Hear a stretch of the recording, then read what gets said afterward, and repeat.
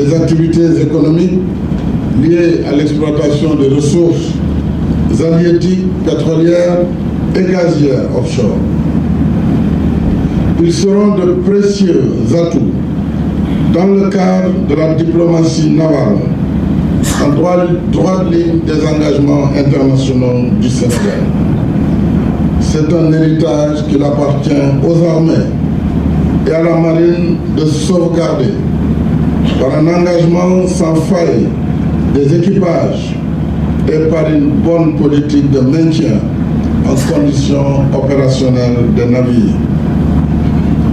Le relèvement du potentiel naval est accompagné de réalisation d'infrastructures de soutien qui constituent l'autre pilier de ce programme. Conformément à mes instructions, vous l'avez rappelé, monsieur le chef d'état-major de la marine, le contrat de construction du quai de Bel-Air et de remise à niveau des WAF de la base navale Amiral Faye Gassama a été signé. Les installations des bases navales nord et sud et des stations fluviales seront également modernisées à l'instar des projets de réhabilitation des camps des autres armées, notamment armées de terre et armées de l'air, mais également des services. Notre stratégie navale Horizon 2050 fixe un cadre ambitieux mais réaliste qui aidera la Marine nationale à mieux remplir ses missions de défense et d'action de l'État en mer. Au moment où le Sénégal débute l'exploitation du pétrole et du gaz, la Marine nationale doit être dans une posture d'anticipation pour prévenir tout acte de piraterie maritime, de criminalité organisée et de vol à main armée contre les navires.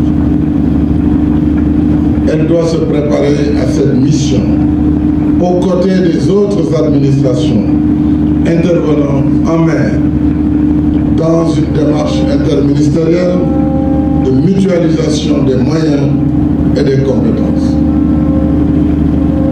Monsieur le ministre des Forces armées, Mesdames, Messieurs les officiers généraux, Monsieur le Président du Conseil départemental de Koupentoum, dans la région de Tambacounda, le programme d'équipement dans les armées participe aussi à la revitalisation du lien armée-nation, car chaque équipement majeur associé à un terroir ou un personnage historique de notre nation nous renvoie à un pan important de notre patrimoine politique et socio-culturel.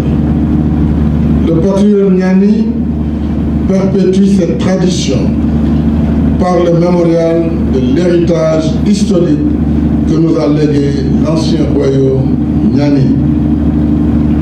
Le nom de Niani que nous avons donné au deuxième OPV 58S nous incite à nous remémorer la glorieuse contribution des peuples des terroirs de Ndungussine, Koungheul Socé, à l'édification de la nation et à la construction de son récit national.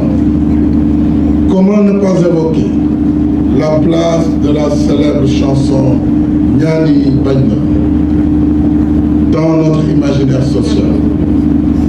Je voudrais saluer les autorités politiques, coutumières et les représentants des populations du département de Koupentoum ici présents. Et je voudrais distinguer le ministre Sidiki Kaba, ministre de l'Intérieur et ancien ministre des Forces armées. Le navire est le vôtre, monsieur le président du conseil départemental. Il sera votre ambassadeur en mer et vous serez ses parrains et marraines à terre. Je voudrais également saisir cette occasion pour pour adresser mes vives félicitations au ministre des Forces armées, au chef d'état-major général des armées et au chef d'état-major de la Marine nationale pour le professionnalisme avec lequel vous pilotez le projet de construction des patrouilleurs de haute mer.